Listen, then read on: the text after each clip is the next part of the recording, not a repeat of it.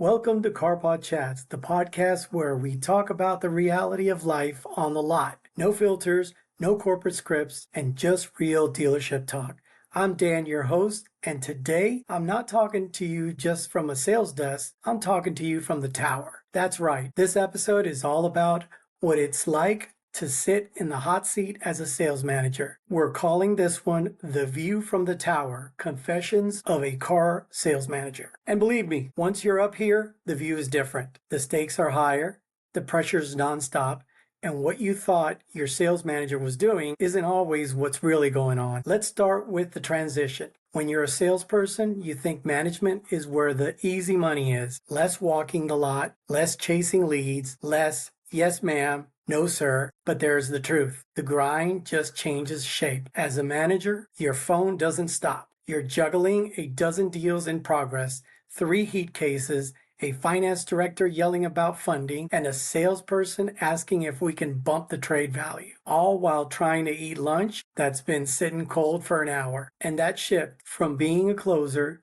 to being the one they come to for a close. It's mental. You've got to go from being the hero of your own deal to being the mentor and fixer and sometimes the scapegoat. That's the tower. I remember the first time I realized I couldn't just focus on my own number anymore. A rep was drowning, trying to work 3 deals at once, and I had to choose, help him and lose mine or let him sink. You already know what I did, but that's when it clicked. Leadership means giving up your personal scoreboard. You start playing for the whole team. You ever wonder what your manager is doing when they're staring at the screen? I'll tell you. We're trying to keep the whole damn store from veering off the rails. Managing aging inventory, reviewing manufacturer spiffs, answering to upper management, calculating gross on paper-thin deals, watching CSI scores like their blood pressure monitors. Meanwhile, we're supposed to keep morale high, coach the team, and jump into any deal that goes sideways. All while knowing the GM is going to ask why we're 3 units behind forecast. And sometimes,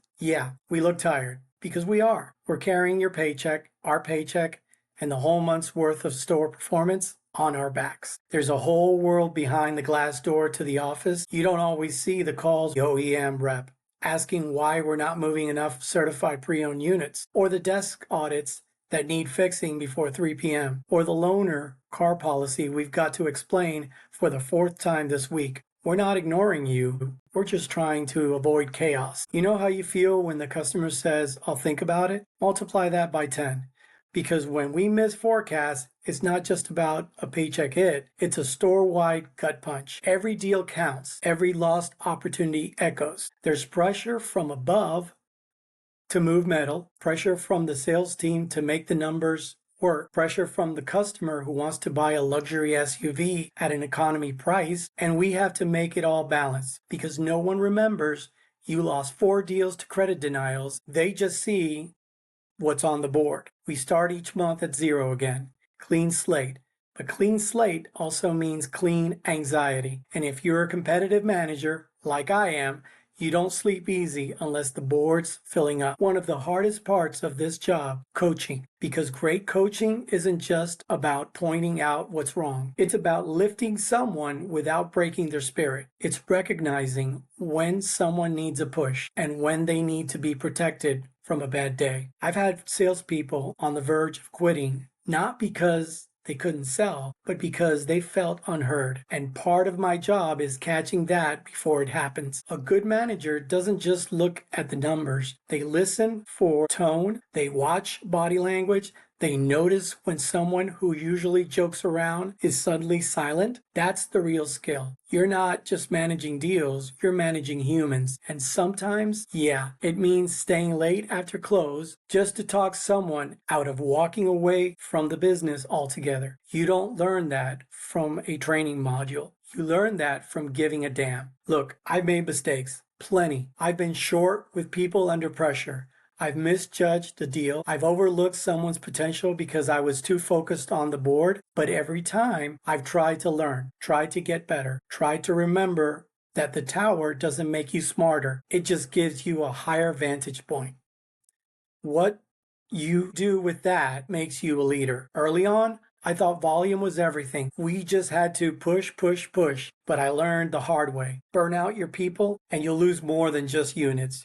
You'll lose culture, you'll lose trust. But it's not all pressure and problems. Some of the best moments in my career have come from that tower. Watching someone close their first deal after weeks of struggle. Seeing a team rally on the last day of the month and hit their number with 20 minutes left on the clock. The celebration, the hugs, the shared wins, that's what we do. That's why we do it. And when a salesperson comes up to you a year later and says, "Thank you, I wouldn't have made it without your help," man, nothing beats that. It's not about plaques or trophies. It's about watching people grow and knowing you were part of it. If I could leave salespeople with one message, it's this: your manager isn't your enemy. We're not just here to desk your deal. We're fighting alongside you, even when it doesn't feel like it. We see you when you stay late to make that last call. We notice when you help the new guy instead of clocking out early. We might not say it enough, but it matters. And when we're hard on you, it's not because we don't believe in you. It's because we do. Sometimes we push hard because we see a future GSM, a future partner, a future leader. So that's the viewpoint from the tower. It's not always pretty. It's not always easy, but it's worth it. Because when a team clicks, when the sales floor hums with energy and confidence, you know you've done something right. If you're in management, I see you. If you're a salesperson gunning for that seat one day, get ready. And if you're just here to understand the madness we call the car business, welcome to the inside. This is Dan from the Tower, signing off.